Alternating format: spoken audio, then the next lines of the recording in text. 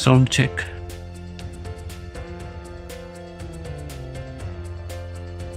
Done.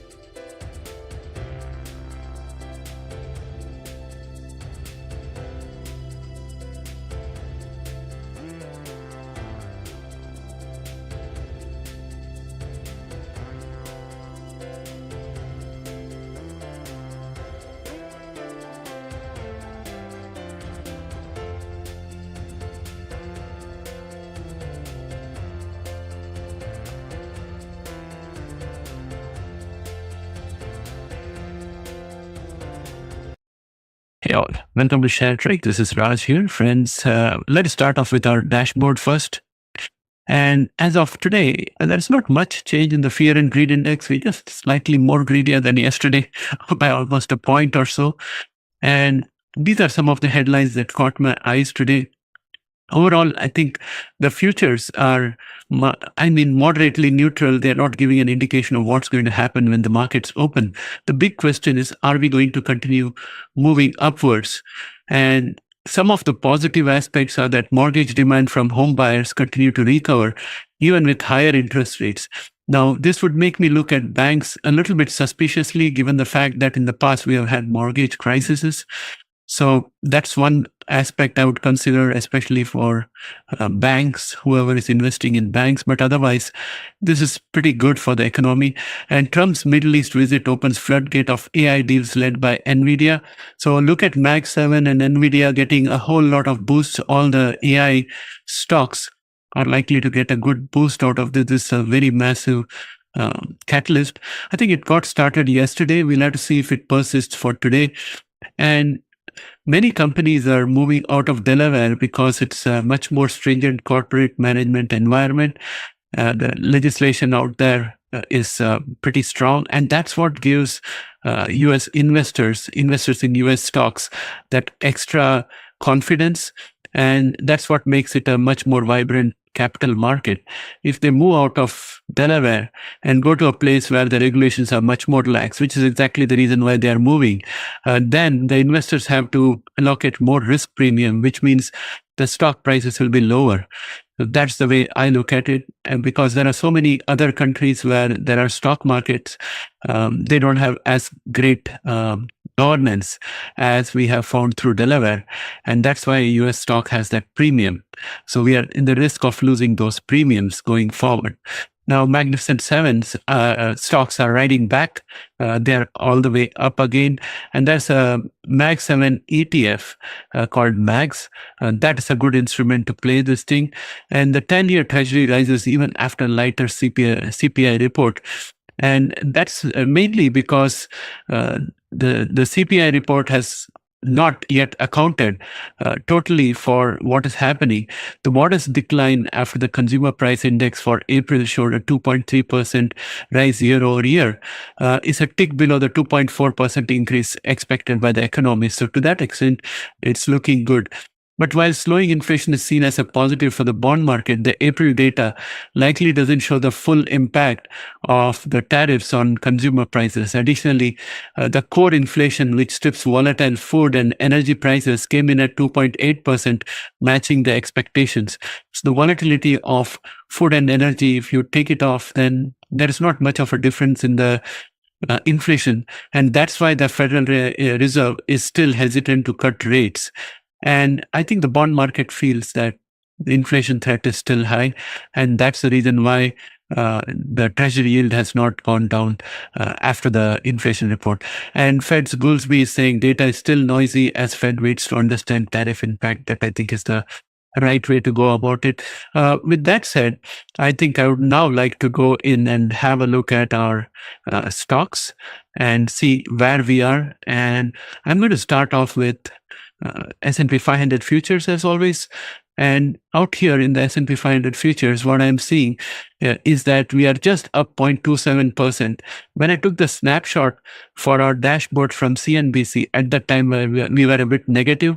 So the market is starting to improve. So I think as we go closer and closer to 9:30 a.m., we'll see the true colors of the market. And I'm thinking that probably we are going to go up a little more today. And the question is, are we going all the way to this diagonal line of resistance? And I think the probability of that is pretty high because MACD is quite bullish. Momentum is also pretty high. And there is plenty of room on the RSI to go up, considering that we have gone all up to 81.86 on the RSI scale in the past. So I'm thinking there's a very good chance that we may go up further. NASDAQ index also is up 0.39% in the futures. And our resistance of 21,296.50 has now become a support for today. And we are right now at around 21,358. So I think overall, the market is looking pretty good. And our resistance for today is going to be 21,362. Our resistance for today is going to be 21,528. So that's where I see us getting stopped for today. And then if tomorrow, if we break out above that, this will become a support and will be strength upon strength. So we have to see what happens out here. I'm thinking that it's all good for a bullish run. But then again, when everybody is bullish, that's when the market gives a curveball and turns around. So just beware about that. Just be careful. What I would be doing is that if I was going to invest $1,000, I might invest 100. If I was going to sell off all the 1,000 of my NVDA shares, I'll start off by selling 200 because that way I can capture the gains that are here right now. And at the same time, if tomorrow there are more gains, I can sell a little more tomorrow. This is the opposite of dollar cost averaging. That's what I'm trying to do now. And I'm very bullish today. Dollar index is down 0.34%. It's still just below this minor line of resistance. It's come back down here, but it's way above 99.274. So I'm not too much worried about the dollar index right now. 10-year yield has finally dropped marginally 0.006. But as I mentioned here, we have the bull flag target of 4.750. MACD momentum are looking good. So we are still not out on the clear with the yields. Next, let's go on to the indicators where we left them yesterday. And as you know, we are going to be somewhere around just at the tip of 5,882.43, where we left off yesterday. So most probable chances are that this huge area of supply is going to be behind us, and we're going to convert this into a support today. And the support for today is going to be 5,882.43. And then I think our minor line of resistance, I would peg the minor line of resistance somewhere around this area of 5,990.30. And then we go on to NASDAQ. NASDAQ index is going to open slightly above 21,371.94, because if we go to the futures, we can see we are at 21,360. So 21,360 takes us well clear, almost on top of this huge area of support out here. So I would expect that this area of support resistance is going to be converted into an area of support for today. And our resistance for today is most likely going to be at 21,695.20. Pre-market, we are already up 1.58%. QQQ is already up 0.40% in pre-market. It's around 517.65 as we speak. And this minor line of resistance at 519.64 is the first resistance for QQQ. The next resistance for QQQ is 538.02. I doubt that we are going to go all the way up there today. Our support is going to be at around 500.17 for today. MACD is bullish. Momentum is also above average. We have plenty of room on the RSI, because in the past we have gone all the way up to 81.98. And right now there is a whole lot of euphoria going on out there, and that could propel us out there. VIX is starting to pick up a little bit. It is bouncing off the support at 18.27. I'm just going to mark this as a thicker line so that you can see the various supports. I don't know why this TradingView platform converts these thicker lines into thinner lines when I'm out of it. So maybe it doesn't save my settings, but that's where we are for today. Put call ratio is extremely bullish, and gold is down 0.71%. I've put a double top target of around 3028 for gold. I believe that it is moving in that direction. The biggest test will be when it comes across this diagonal line of support out here. And for today, the diagonal line of support is going to be somewhere around 3,199. So first test is to break down below 3,199. If that happens, then the next test will be 3,124. I'm not expecting all of this to be traversed in a single day, but over a period of time, we'll be coming up there. Next, let us go on and have a look at AI. So, and in AI, we are looking at NVDA. NVDA is doing very well. I have started selling small tranches of my NVDA for profit, and I have still got some NVDA left in the account to sell. And today we have a gain of 2.94%. It's up 133.76. So our minor line of support at 128.65 will be the support for today. And our resistance at 140.42 will be our resistance for today. And our MACD is bullish, and the momentum is almost in the oversold area. But friends, in the past, we have been oversold on the RSI scale all the way up to 83.49. So it's all clear for NVIDIA to move up. Beta is up 0.95%, and our resistance at around 655.91 from yesterday is going to become a support for today. I'm going to mark this as a support based on the pre-market trading. And our resistance for today is going to be 706.48. Google is up 0.60% in pre-market trades. Our support continues to be around 159.09 for today. And our resistance for today is going to be 164.46. Amazon was up 1.31% yesterday. And for today, it's mildly above that by 0.04%. All said, I think our resistance at 209.79 is now firmly converted into a support, and we are going to have a resistance at 215.54 for Amazon. MACD is bullish. Momentum is also pretty good. RSI has a little more room for before it becomes oversold. So all systems go for Amazon today. Apple is looking slightly precarious today. Having gained 1.02% yesterday. In the pre-market trades, I can see that Apple has lost 0.34%, and it's come down a little bit. Our support continues to be 207.47. Our minor line of resistance at 218.70 will perform the role of a resistance today. MACD is bullish and momentum is up. And we had a dividend of around 0.26 cents for 12th of May. And maybe that's a little bit of drop out there because a dividend has already been paid. Microsoft was down 0.03% yesterday, and it's down another 0.48% today. As you know, I have a short position on Microsoft, banking on the fact that there's been a huge gap up, and this gap up has to be filled.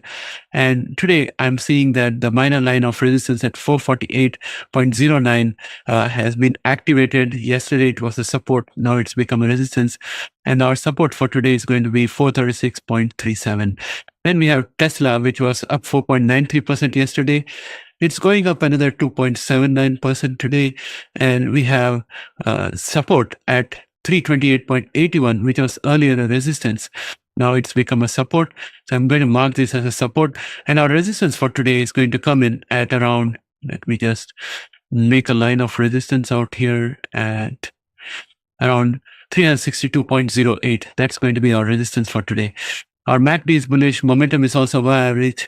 And I think RSI is overbought, but we still have in the past gone all the way up to 83.65. So I'm thinking that there's still a little room for Tesla to go up. They've had some catalyst. They're going to do the robotaxi in the Middle East, and that's another catalyst. And we have Oracle, which is up 3.21% as of yesterday, and another further 0.55% today. So it makes this minor line of support at 162.34 as the support for today. Yesterday it was a resistance, and now for today's resistance, I would say I would like to have a minor line of resistance out here. And this is going to be our line of resistance for today for Oracle at 167.21.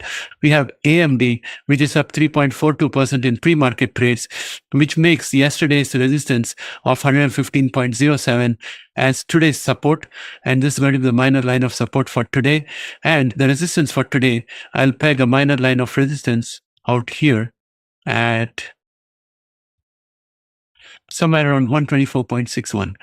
SMCI is up again today. It's up 15.56%. There must be some news out there. Raymond James have rated it outperform with $41 target, and that has given SMCI a jump in the pre-market session. Let us see that it prevails after the market opens as well. But it's for sure that our resistance at 34.68 is now a big support, and also our resistance at 42.80 is now going to be a support for today. And our minor line of resistance, let me actually put a line of resistance out here because I think we can. So this is going to be the line of resistance that we have. I'm going to just fine tune it a little bit out here. And it's going to be a resistance which is at 50.63 for today. So that's my range for SMCI. Broadcom was up 4.89% yesterday, up another 0.40% today. And our minor line of support at 227.29 is going to be the support for today. And our resistance is going to be somewhere out here.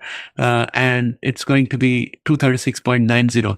Palantir is up 1.47% today after jumping 8.14% yesterday.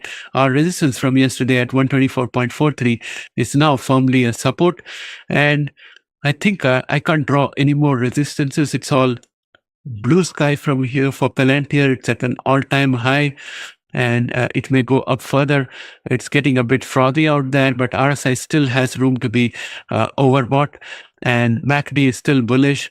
So let's see what happens with Palantir setting new records. I do regret selling my 3x Palantir longs, but my risk position, I have to honor my risk tolerance, and I sold it. I'm happy that I got my profits. And when things come down again, I can buy them up again.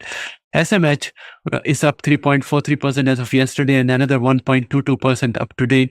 That makes this minor line of support at 245.80, the support for today, and our minor line of resistance at 251.33, the resistance for today. And then we have Tempus AI for our friend Hot Dog. Tempus AI is up 9.92% as of yesterday, and another 1.12% today. This seems to be an unstoppable stock. And support for today is 68.18, and resistance for today is going to be 76.96. So that's the story for Celsius. Now, I'd just like to finish this video right now and go and have my breakfast. And a good morning to Hot Dog, and I'll catch up with you again later on, Hot Dog, and we'll see you later. Bye for now.